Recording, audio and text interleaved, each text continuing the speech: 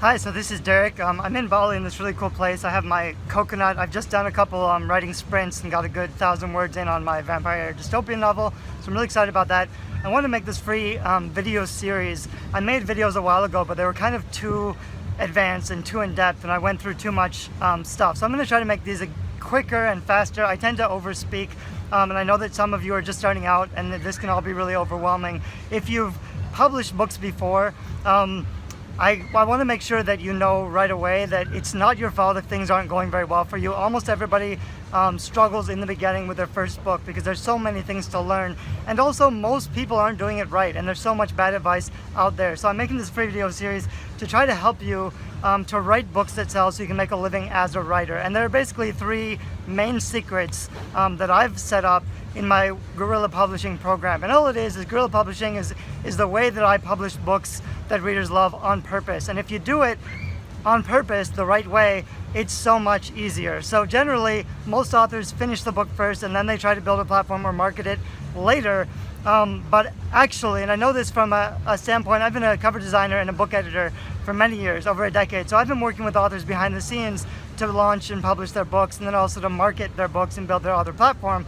But what I tell people is 95% of the book marketing actually happens before you've published the book. That means your product design, your positioning, your statements, your blurb, the reviews you have. There's so many things you can do before you launch to make sure your book will be successful, and most authors don't do any of those things. So it's not that hard to make a living as a writer if you do it the right way, and that's what I'm going to try to help you to learn in this free video series, and also in the tips that I share in the Guerrilla Publishing course. So I hope it's really useful. Very quickly, I'm going to tell you my backstory. So I was a starving artist for like a decade. I wrote books that didn't sell. My first book was a tragedy. It didn't get any reviews. It actually got some negative reviews. I was really embarrassed about it. I almost gave up writing for like a decade. So instead of writing, I started helping other authors publish their books and design their books. I also went back to school to get my master's and my PhD in literature. And then I tried again. I had learned so much about book marketing and book design and branding and online business because I was doing cover design and editing. So I learned enough, and I thought I knew what I was doing. So I relaunched that first early book. I redid it completely. And the second time I relaunched, I did reasonably well. I did all the things that you're supposed to do. I followed all the advice. I reached out to, big reviewers, and I got actually quite a bit of publicity and media attention and shares. I went to some book conferences and book fairs. I sold my international rights to a Russian publisher. I sold 4,000 copies. So I did a pretty good launch. I had serious journals and newspapers reviewing my book.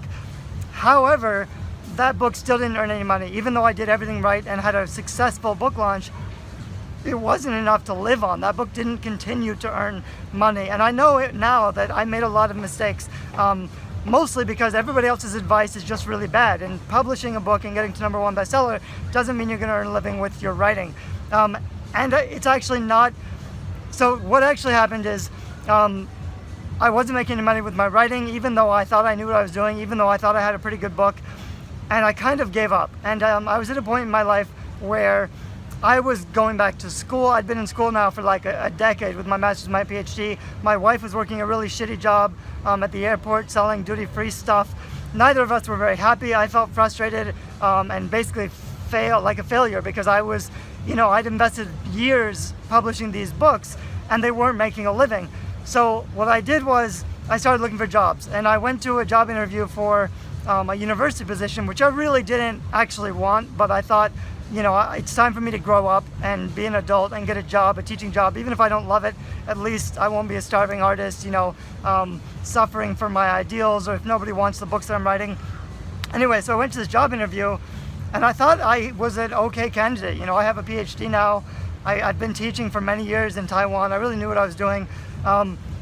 But when I got to the job interview, they had found a copy of my self-published book, and they kind of attacked me in the job interview, and they're like, "What is this? Is that like this publishing imprint on the back? Is that you? Did you self-publish this book?" So it was almost like an assault, and they were basically saying, this is academia, where they take your position really, your credibility really seriously. So they basically said there's no room at our university for a self-publishing author who would do self-publishing this way, because they saw it as such a step down. There's a real way, like, to get traditionally published, and the self-publishing way, which some people still think is selling out or a hack, or it means you're desperate and you can't, make your book successful. You can't get a traditional publishing deal, so you're forced to self-publish. Some people still feel that way. So that was really upsetting for me. And I left that interview and I was so upset and so frustrated, and I decided I'm never going to beg for a job ever again. I'm never going to go to a job interview and beg for them to hire me. I don't want ever to experience that again, which means I need to make a living with my writing. I need to write books that sell, and that's really what I want to do full time. I want to write books full time and just write my own things and work on my own projects and not do anything else.